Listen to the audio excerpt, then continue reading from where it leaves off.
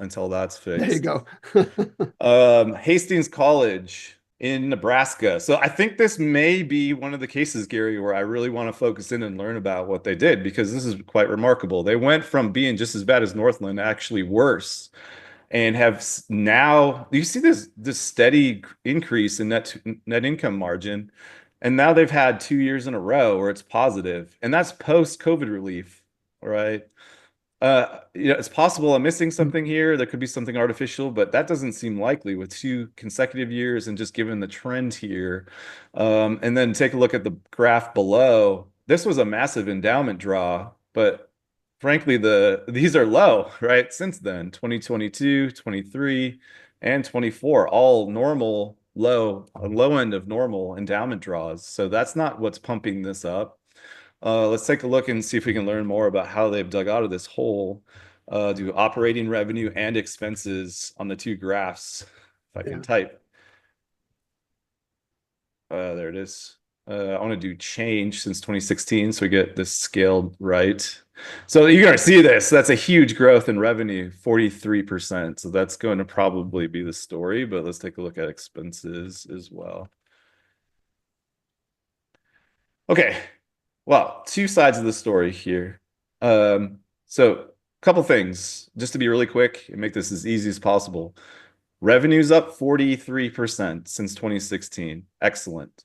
And that's about the 75th percentile. So they've done better than 75% of all schools in the country since then. And notice they've really done a good job of keeping their expenses low as well. Yeah. Expenses only Yeah. grew by Very nice. 8%, Very 9%. nice.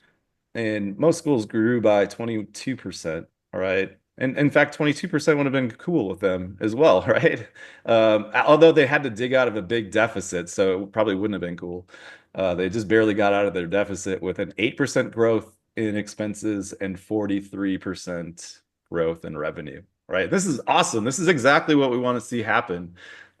We see way too many of the schools that are struggling just expenses go up faster than other schools. It's completely Yeah. ridiculous, in All the my time. opinion. Yeah.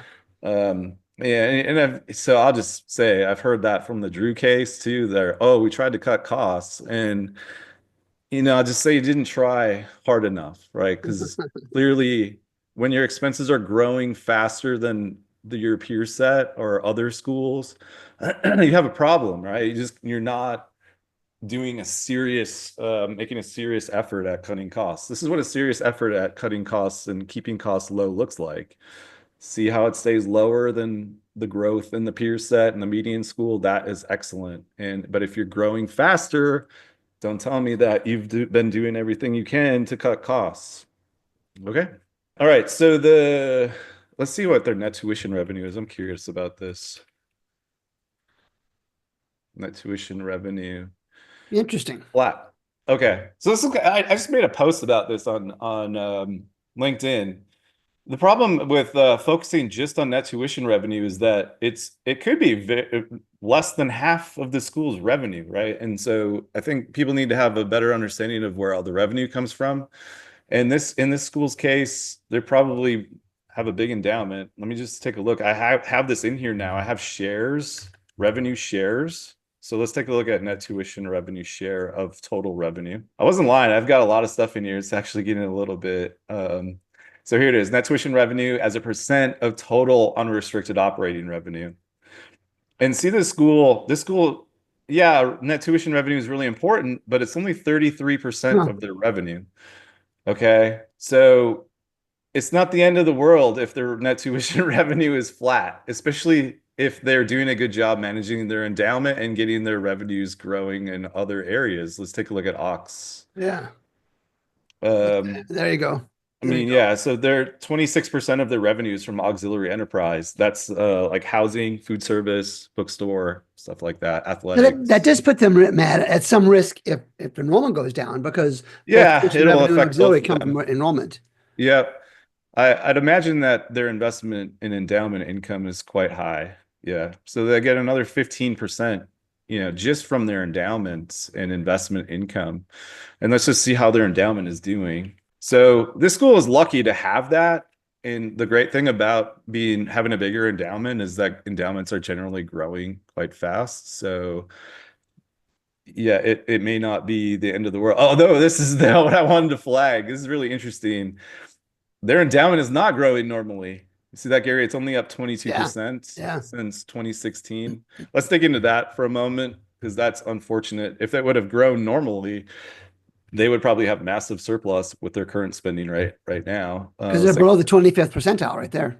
yeah, they're below. Yeah, this is one of the worst growth rates in the country here for the endowment. So there's a couple of reasons. One is this big draw right here, certainly set them back, put them down here, but they've since still been flat. So there's a few things that'll affect your endowment growth. One is the appropriations, one's the contributions. Let's take a look at contributions. So I have contributions to the endowment as a fraction of your total expenses here, and contributions look excellent, so that's clearly not the case. All right. So appropriations look normal, contributions look normal. What's happening then? The returns must be poor, and that is indeed the case. It may not look so obvious to you, but this is these are poor returns here. Many years of poor returns. We've got a 7% versus a median of 11. We have that one looks normal. This one is a basically break even when the median school's got a plus 2.5. This one is 20 when the median school is 26. That one looks okay. I don't have this data point, but I did check it beforehand. It's below the median again. And then this one's just straight awful, 7.7% versus 11.2. So this school has a problem with their investment returns not being normal. They're low, and they need to try to fix it as fast as possible to, unfortunately, they've already sort of been hurt by this significantly. But I would immediately, if you worked on the board finance committee, you need to look really closely at this investment portfolio and try to Yep. change it. I double checked in their audit. You can dig in there. It looks like they have a lot of alternative investment kind of funds, which are appear to be not performing very well compared to the what other schools are using. So that